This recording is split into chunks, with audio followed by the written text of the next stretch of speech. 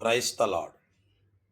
கிறிஸ்துவுக்குள் எனக்கு மிகவும் பிரியமானவர்களே, ஆண்டவருடைய நாமத்தினால் உங்களுக்கு மிகுந்த சமாதானம் என்று நான் உங்களை வாழ்த்துகிறேன். பிசாசானவன் நம்மை வீழ்த்துவதற்கு நம்மிடத்தில் இருக்கிற பலவீனங்களை கூட சில வேளைகளிலே ஆயுதமாய் எடுத்துக்கொள்ளலாம்.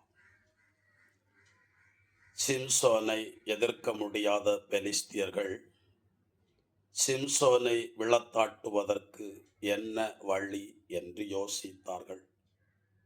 அல்லது அவனிடத்தில் இருக்கிற பலம் என்ன என்பதை அறிந்து கொள்ள தெலீலாள் என்கிற பெண்ணை தெரிந்து கொண்டு அவளிடத்தில் நயமாய் பேசி சிம்சோனுடைய வல்லமை எதில் அடங்கியிருக்கிறது என்கிறதான காரியத்தை அறிவதற்கு அவளுக்கு கூலி பேசினார்கள்.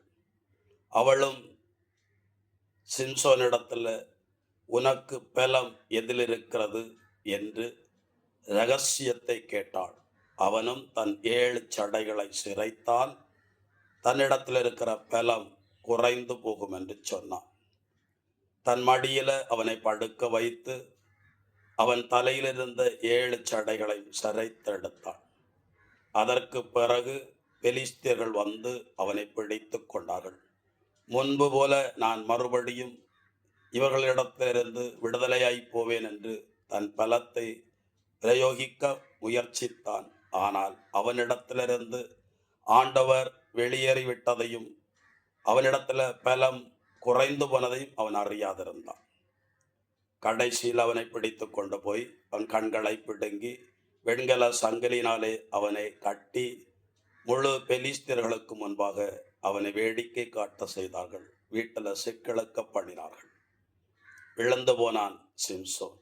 எப்படி என்று சொன்னார், அவனிடத்தில் இருக்கிற சில காரியங்களை அறிந்து அதை கொண்டே அவனை வீழ்த்தினார்கள்.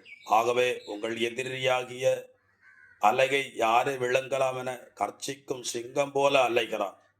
நீங்களோ அறிவு தெளிவோடும் விழிப்போடும் ஜெபத்திலும் காணப்படுங்கள். ஆண்டவர் உங்களை ஆசீர்வதிப்பார். ஆமேன்.